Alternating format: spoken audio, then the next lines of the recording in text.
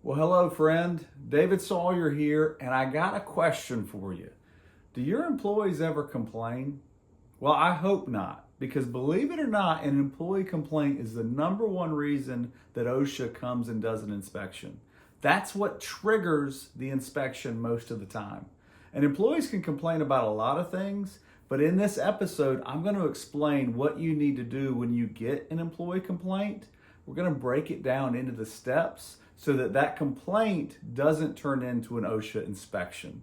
And stick around to the end, because at the end, I'm going to share the secret to completely eliminating employee complaints so that you don't have that worry that OSHA might show up. Let's discuss.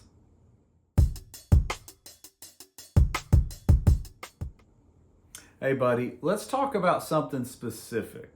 Let's talk about employee complaints that lead to OSHA inspections. Now, in this episode, we're going to dive into everything involved with an employee that's complaining to you, with their mindset, with the actual problem, and how to fix it. But when they do complain to OSHA, sometimes OSHA comes and does an inspection. I want to talk. Have you ever had an OSHA inspection at your facility? Well, if you have, I've got a course that will help you get better. And if you haven't, I've got a course that will help you prepare your team. Just go to my website, helpwithosha.com. Check it out. There's a free checklist, an OSHA audit checklist. This will help you prepare your team for an unexpected audit. And then there's an online course that you should take so that you know exactly what roles and responsibilities people need to have. We'll talk about how to respond to OSHA after an audit, and probably most importantly, how to negotiate so you can drive down the citations. And another really important thing, it'll actually talk about what you can do to prevent an OSHA audit from ever even happening. So check out my course, Help with OSHA, and helpwithosha.com is the website. You can get the checklist, you can download the course, and it is a great way to prepare your team. Now, in today's episode, I want to talk about employee complaints. Think for a minute about the last time an employee complained to you about a safety item. Sometimes the complaint is warranted, it's obvious, it's clear, it needs to be corrected. Sometimes the employee complaint is really just a complaint, and it's not something that actually goes outside of the regulations. It's not something that you're in violation of, but the employee's still complaining. Now, the important thing to remember, this is the first thing I want you to really stick in your brain. This is what's important. When it comes to an employee complaint, what matters is how the employee feels. You see, OSHA has a very important part in the standard that's called the General Duty Clause. The General Duty Clause states that employers must keep employees safe from recognized hazards. Now, obviously, I'm kind of summarizing it there, but I want to focus in on the word recognized hazards. Recognized hazards is when an employee recognizes something as a hazard. They see it and they feel unsafe. When they feel unsafe, that's where the problem is. Now, are they really unsafe? Maybe, maybe not. Like I said earlier, sometimes a complaint is justified. Sometimes a complaint just is, I don't feel safe doing this. Even though the machine is properly guarded, you're following the right procedure, you have the right training, you have the right safety protocols, the right safety program. You can follow everything by the letter of the law. If the employee feels unsafe, that's a problem, and that they can complain about that, right? So the feeling is super important. Keep that in mind, because oftentimes managers, especially old school managers, people that have been around manufacturing for a while or construction for a while, they have a tendency to kind of get a little calloused, a little hard, and they're like, hey, this is just part of the job, just part of the job. Now, I'm not saying it's not part of the job, but it's all in the communication and how that employee feels. So if they feel unsafe and they come to you and they say, hey, I don't feel safe, how you respond makes all the difference in the world. The best advice I can give you, and this is item number 2 on the list, the best advice I can give you is you want to make that employee feel heard. They need to feel like they've been heard. So, if you're following this timeline, employees spot something that makes them feel unsafe. They recognize a hazard. They go, that makes me feel unsafe. I talk with my kids. I get the uh-oh feeling, right? Well, an employee that gets the uh-oh feeling, they go, I don't feel safe. And they immediately kind of have their spidey sense go up and they don't feel safe. Then they go and they tell their supervisor. Their supervisor has to make them feel heard. They have to listen to them. They have to make them feel heard. If they don't feel heard, then that red flag, that light that's buzzing, that's going unsafe, unsafe, unsafe, unsafe, it gets magnified. And you go, I don't feel safe. No one's listening to me. And that has a tendency to build, right? And that's when you start to get a little discontentment with people on the job. People start to complain. People start to say snarky comments. Maybe they get a little passive aggressive, right? Have we ever seen employees do that? I know I have, right? You kind of feel a little bit of tension. And then people go to the break room or they're off on the smoke break and they're talking and they're at lunch and they're like, man, Jimmy's just not listening to us. We're doing something unsafe. That's not safe. And so if the employee doesn't feel heard, if they don't feel respected, if they don't feel like they're being listened to, then guess what? They're not going to start talking to you anymore. The communication breaks down. The communication stops. They get upset. And then what do? They don't do anything for a while. And then eventually they go, you know what? I'm going to get back at them. I'm going to call OSHA. I'm going to tell them what's going on so they can come in and they can make things right and they can give this employer a citation. They can get this guy shut down. Jimmy's going to pay. And it's really a form of retaliation against the company. Now, again, this is my experience as a safety coach. I see this day in and day out. Employees recognize a hazard. They don't feel safe. They tell their supervisor blows them off. That's not a big deal. That's not unsafe. You should have seen what we were doing 5 years ago.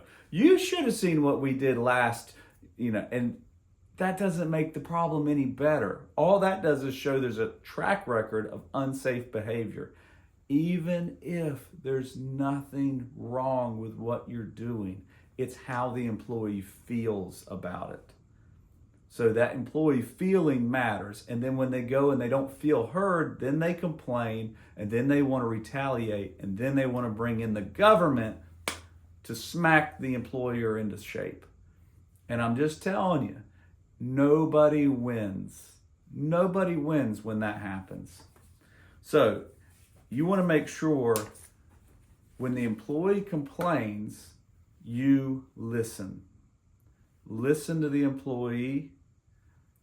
Check out what's going on. Take pictures. Have a meeting. Talk to people. But this is the secret, okay? So you stuck around. We're getting toward the end of it here. This is the third part of it. And I want to make sure that you get this. When we have a problem, employee sees the problem. You have to make the employee feel heard. The only way to eliminate the complaints going forward, someone has to own it. Someone has to be responsible for the issue. And what this means is we've got to have someone take on the responsibility to find out, is this a problem? Yes or no? Now, we know it needs to be communicated better. The employee needs to feel warm and fuzzy and that people are listening. Does this mean we add more signage? Does this mean we add more safety features? Does this mean we add more PPE? It depends on the scenario. But somebody has to own that. And then we've got to have follow-up meetings with the employee so that they understand that we're not just giving them lip service, but that we're actually fixing the problem. And if there's not a problem, we've actually investigated the problem. And maybe we've got some possible solutions in the future. This does not have to cost an arm and a leg. But do not, listen to me, do not shut down employees when they're complaining. When they're complaining to you, that's a good thing. And the reason it's a good thing is because the communication's still flowing. When people stop talking and people stop complaining, the problem hasn't gone away, it's gone under the surface. And it's going to pop up and rear its ugly head in a bad way. So we want to make sure that when employees complain, we recognize they feel unsafe. We hear them out so that they feel like they're being heard. And then we let somebody own that situation, meaning I'm taking responsibility over this issue and we are going to investigate it to find out how to make it better. And the answers could go a million different directions, but I want to give you a specific example that I bumped into about a month ago with one of the clients I work with. So I went in and I did a safety inspection of the facility. And overall, the facility was in really good shape. There wasn't a whole lot of issues, but we kept seeing problems with pallet jack operators moving through an area that was more cluttered than it should be, right? And it's probably never happened to you before, right? But they were crowded in their warehouse. Can you believe that? I say that jokingly because it's a common problem. It happens all the time. But they had pallets and boxes that were stacked in the aisles, and pallet jack operators were having to go around these different areas. And this was a relatively new problem, and we had some workers in the warehouse that said, hey, I'm feeling kind of unsafe because these guys have gotten close to me when they're moving around these boxes, and I don't feel like they're honking their horns like they should. And now, hear what I just said there. I'm doing a safety inspection, and I have an employee come and they tell me, I don't feel safe. That's a complaint, right? So then we ask, when I go and present the safety inspection to the management team, and they say, yeah, we're really crowded. You know, our customers asked us to hold some of the boxes in-house, so we're holding some more pallets on site than we normally do. And so, yeah, we're crowded. Those lanes are getting crowded. Now, did that solve the problem? Nope. Employees still feels unsafe. Now employee feels like you're making excuses for the unsafe behavior because, the customer's asking us to be unsafe. Customer's not asking you to be unsafe. So what do we need to do? Someone's got to go in there and say, we're not going to put boxes in the aisles. It's unsafe. We're going to find a solution where to put the boxes. Now, who's going to own that issue? I literally got into that kind of verbiage back and forth. And I said, you got a clear problem. You got aisles blocked because pallets are stacking up in the aisleway. And I put it on the warehouse manager. I said, this is your warehouse. You got to own this. I'm telling you, you cannot put things. The rule is you cannot. Thou shalt not put boxes in the lane. You got to put them somewhere else. Well, I don't have any more room.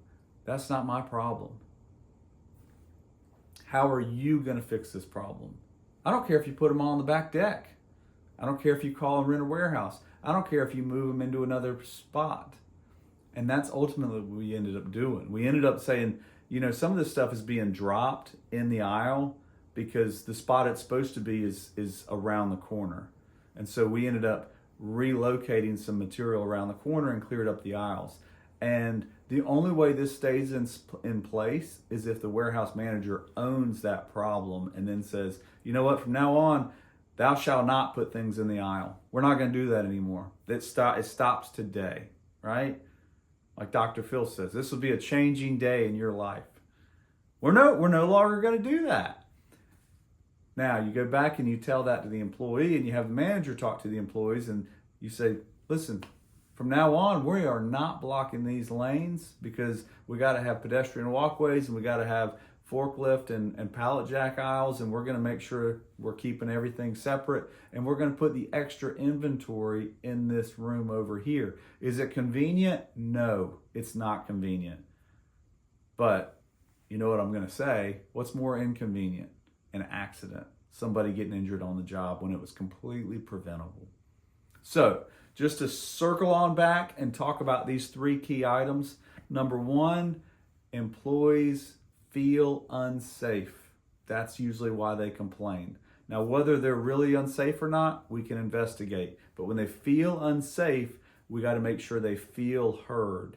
If they feel unsafe and then they feel unheard, that's when they're going to complain, and that's when it's going to go under the surface for a while, and then it's going to pop up as an OSHA complaint or something worse.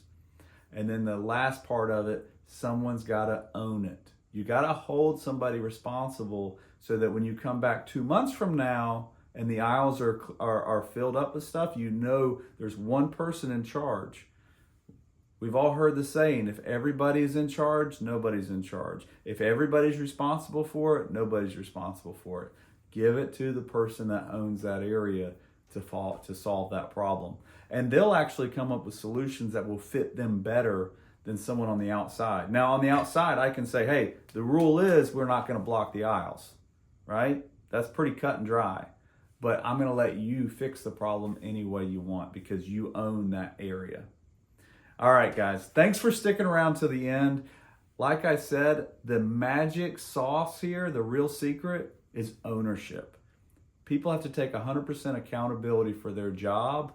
There are no victims here. So when the employee complains, they need to be going to their direct supervisor. Their supervisor needs to hear them out, and then they need to own it, or they need to find the person that does and hold them accountable so we fix the problem.